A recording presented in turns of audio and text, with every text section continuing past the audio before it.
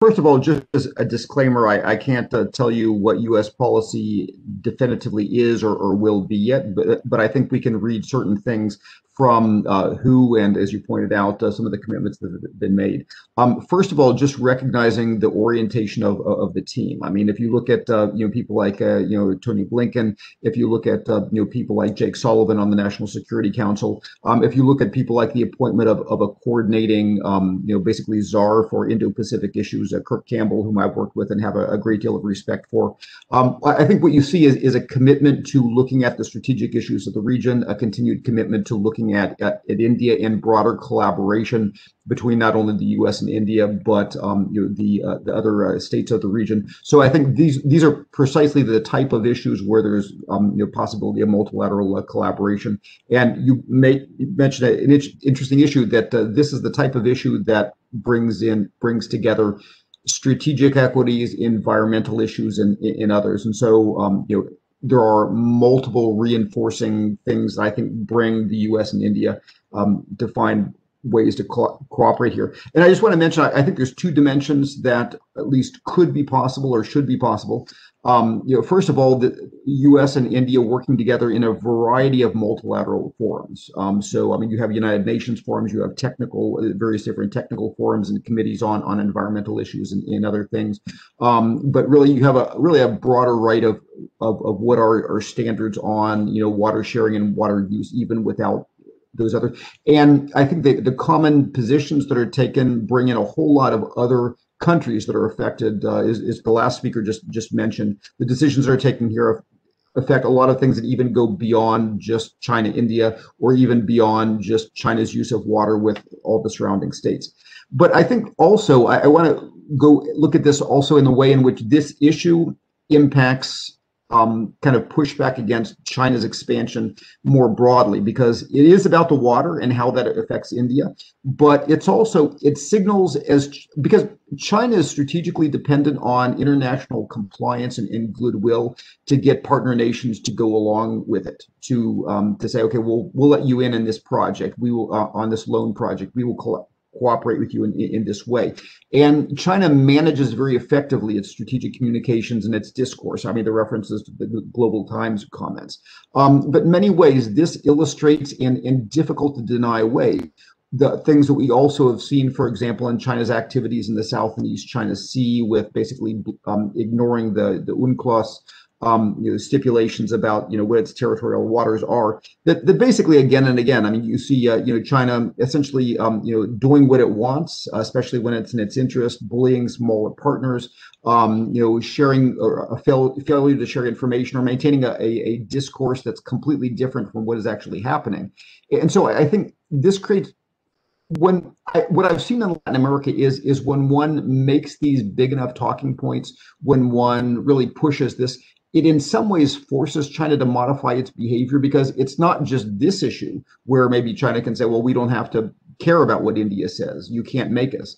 But when these types of bad behaviors become significant liabilities for China's ability to get international cooperation and a lot of other economic things which are central to its continued modernization, then it has been forced in other forums to kind of back off a little bit, if only to try to manage its image, to try to prevent that from becoming a liability and achieving its economic objectives. So I think both in the multilateral forums and really making this talking point in a broader international discourse, clearly there are ways that the U.S. and India can, and I personally believe should, collaborate on this. So thank you very much.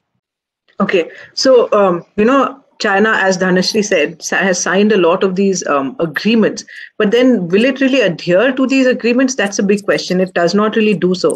One example being of that, the Hague Tribunal, wherein it just questioned the rationale for the existence of the Hague Tribunal. So China's approach has been that it joins these, democratic or liberal institutions in the international realm, but does not really adhere to the norms when it is at the receiving end. It would try to use these laws and norms against democratic countries, because, we adhere to. It does not adhere to these. So how do we bring it to task? What do we really do about it? First is we need to get more countries on board. there is a need for awareness creation. Even a lot of people, even within India, do not know about what is happening in the northeastern states. Water does not figure as a major issue, when we are talking about India-China issues. First of all, create awareness. Secondly, take a leaf out of China's, the way China uses these international forums to push against us.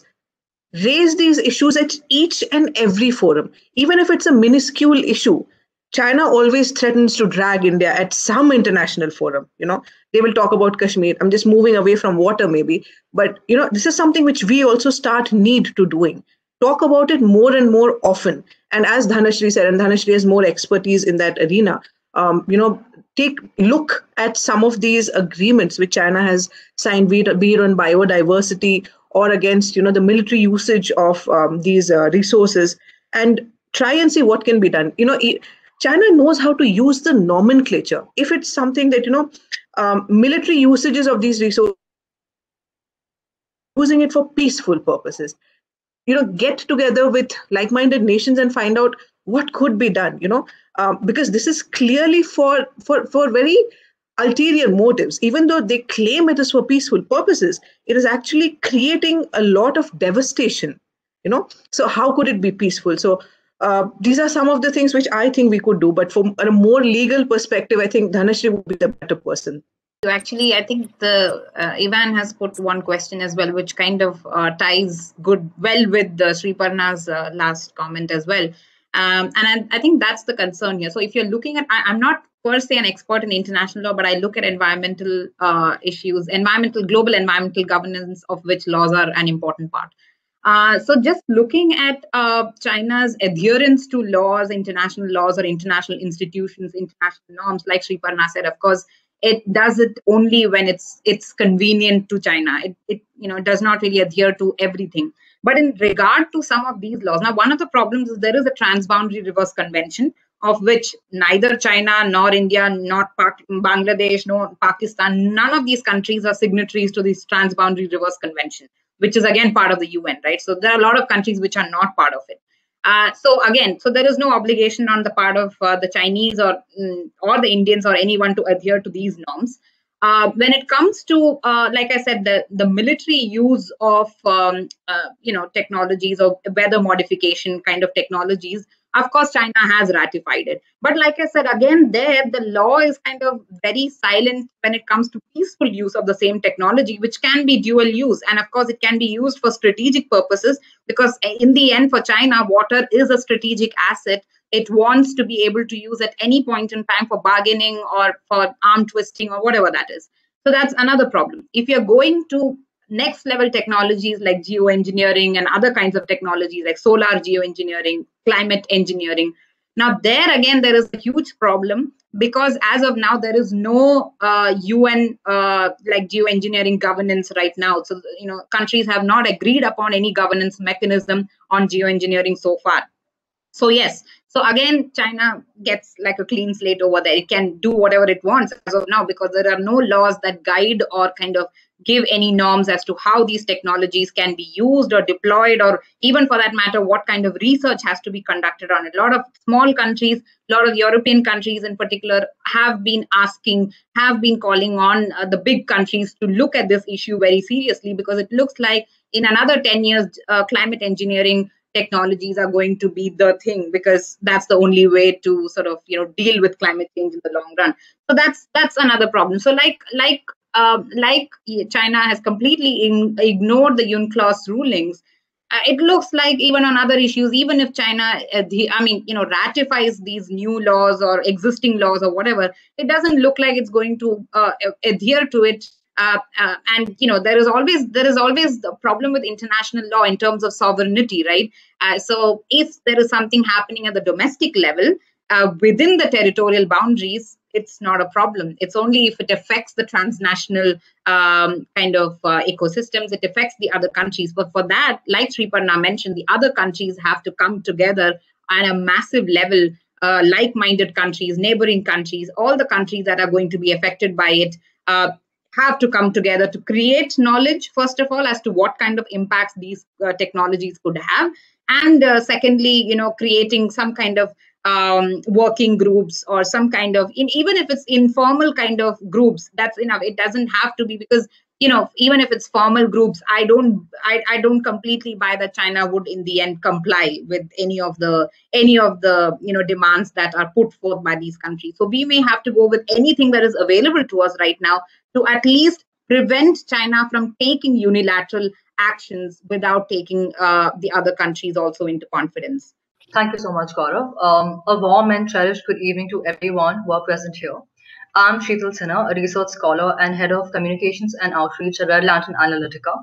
It is my privilege to propose a vote of thanks and acknowledgement to the contribution of everyone who made today's webinar a success. On behalf of Red Lantern Analytica, I would like to thank our esteemed guest speakers, Mr. Ninong Ering, Dr. Evan Eilis, Dr. Dhanashri Jayaram, Dr. Sriparna Pathak, Mr. Ranju Dodam, all of who spent their busiest time in gracing this webinar with their valuable insights and in enlightening us with their knowledge. It surely gave us something to think about and dig deeper into the topic, and also revealed some interesting facts about China's hydropower strategy. I'd like to thank our moderator for the evening, Gaurav Deshgupta, for the smooth proceedings of this webinar, and Mr. Abhishek Ranjan Sir, without whom this webinar wouldn't be possible. I'd also like to thank Bhavdeep Modi, though he couldn't be here today, but his contributions were instrumental. Get well soon, Bhavdeep. I'd like to thank the Red Lantern Analytica team for always being enthusiastic and proactive at each and every step of the way. I'd like to thank John Homikos for joining us today and giving us an impromptu presentation. Last but not the least, I'd like to extend my heartiest appreciation to our viewers. We hope to bring more of such penetrative discussions to your screens. Thank you, and we hope you all have a great weekend.